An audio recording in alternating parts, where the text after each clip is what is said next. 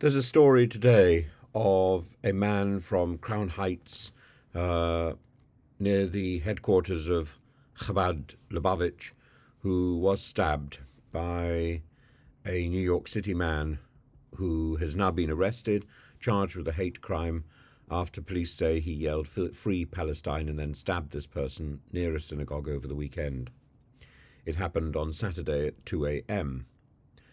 The it's a disturbing that the rise in anti-Semitism is a disturbing offshoot to the conflict in Gaza, and it's not only pertinent but it demands our immediate and sustained attention. The Gaza war is part of the protracted Israeli-Palestine conflict, which has persisted for decades, and this particular iteration of violence, triggered by specific incidents by the October the 7th invasion and terrorist event, is rooted in the complex history of territorial disputes, political tensions, deep-seated animosity. And the most recent escalation can be traced back to a series of events including the evictions in the Sheikh Jarrah neighborhood of East Jerusalem, confrontations at the Al-Aqsa Mosque, rocket fire from Gaza met with Israeli airstrikes. It's had devastating effects on both sides. Civilians, particularly in Gaza, have faced immense suffering with significant loss of life and infrastructure because of Netanyahu's belligerence. In Israel, the constant threat of rockets has created an environment of fear and insecurity, and the international community remains divided, with some nations supporting Israel's right to self-defense, while others condemning its invasion and its siege of Gaza as disproportionate. Anti-Semitism, the prejudice against Jews, has a long and tragic history. From the Middle Ages, where Jews were scapegoated for the ills of society, the horrors of the Holocaust in the 20th century, anti-Semitism has manifested in various forms, from social exclusion and economic boycotts to outright violence and genocide. Sometimes subtly, sometimes overtly, often resurfacing during periods of social or political unrest, sometimes used as a distraction from economic problems, as arguably took place in the 1930s preceding the outbreak of World War II. And what a horror that produced. The thin end of the wedge.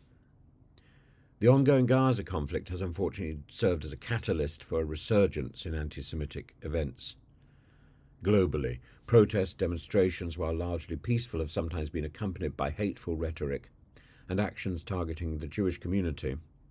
In some cases, the legitimate critique of Israeli policies has crossed into the line of anti-Semitism, where Jews worldwide are blamed or targeted for the actions of the Israeli state. Madness. A disturbing example of this trend occurred in New York on Saturday. And this attack in Crown Heights, this historically Jewish area, is a stark reminder of the tangible dangers that accompany the conflation of political issues with ethnic and religious hatred and madness.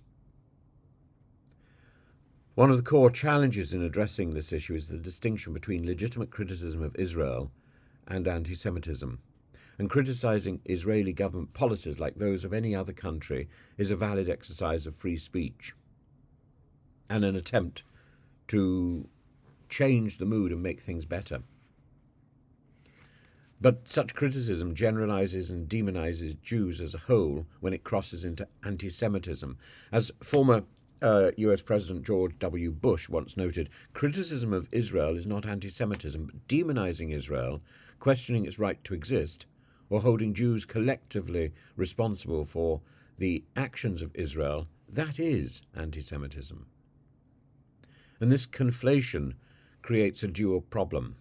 It delegitimizes genuine concerns about anti-Semitism while also stifling necessary discourse about the Israeli-Palestinian conflict.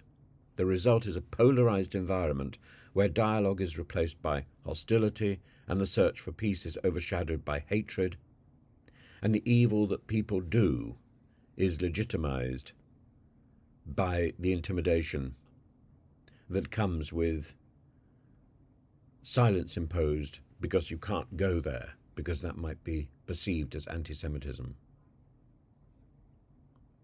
Addressing the rise in anti-Semitism in the context of Gaza, therefore, requires a multifaceted approach. It requires education, of course.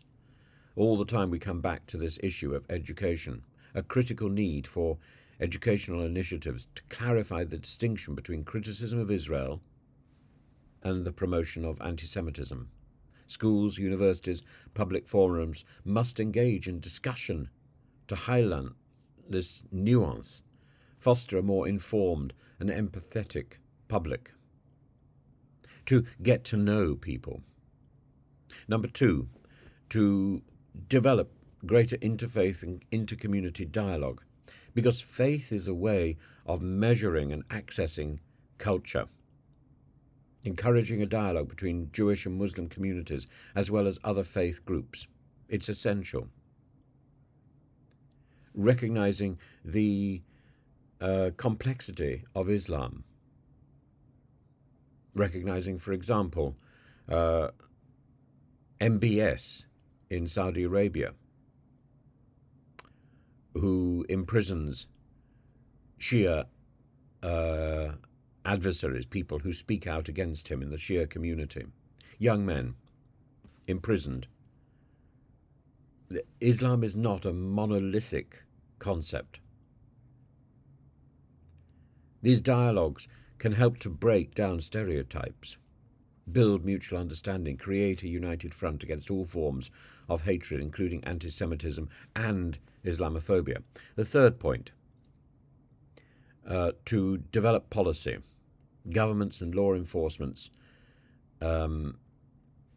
need to take a firm stand against hate crime.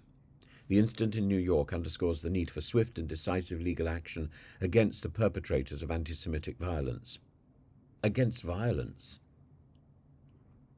And again, I mentioned MBS. We should never ignore the horror of the Khashoggi murder in the embassy in Turkey. But one person, influential though he may be, does not represent Israel, just as one man, influential though he may be, Netanyahu, does not represent Judaism.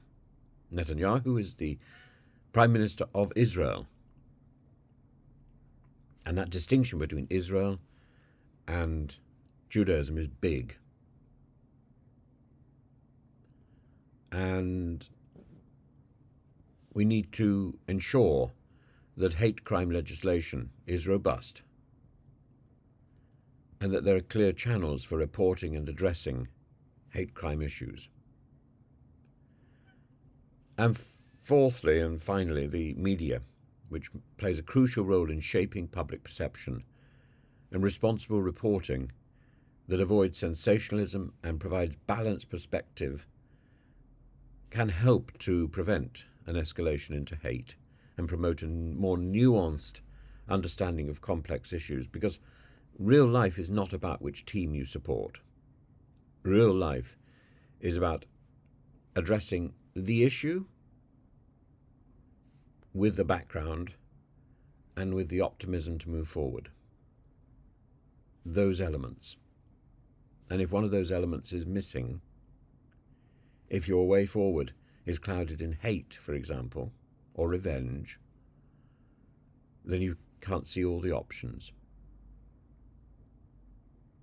One way to pierce through all of this, I think, is through legitimate satire and to poke fun at the people who feel they have power, to bring people to some sort of equality so that we can actually see who is who.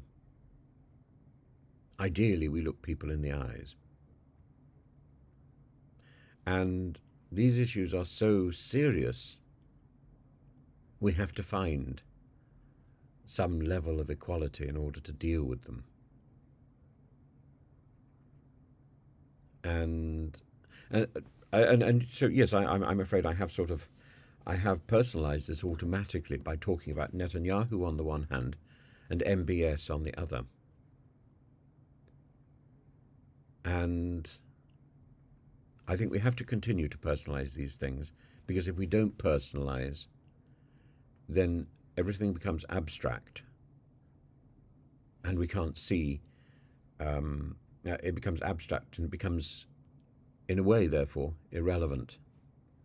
Personalising issues, dragging them into character and individuals, people you know, people you've met, avoids pushing this off into the abstract and the dissolute and the distant future. This is about now. The rise of anti-Semitism in response to the Gaza conflict is a pressing issue that cannot be ignored. It is outrageous that synagogues across London have an armed guard or have a police guard. It's a reminder of the fragile state of intercommunal relations and the ease with which political conflicts can spill over into ethnic and religious hatred. Children not allowed to wear their school uniform for fear. As we work towards a resolution of the Israeli-Palestinian conflict, we must also commit to combating anti-Semitism in all its forms, ensuring that the pursuit of justice doesn't become a justification for hate. Only through education, only through dialogue, only through firm policy, only through friendship can we hope to address the root causes of this issue and foster a more just and peaceful world.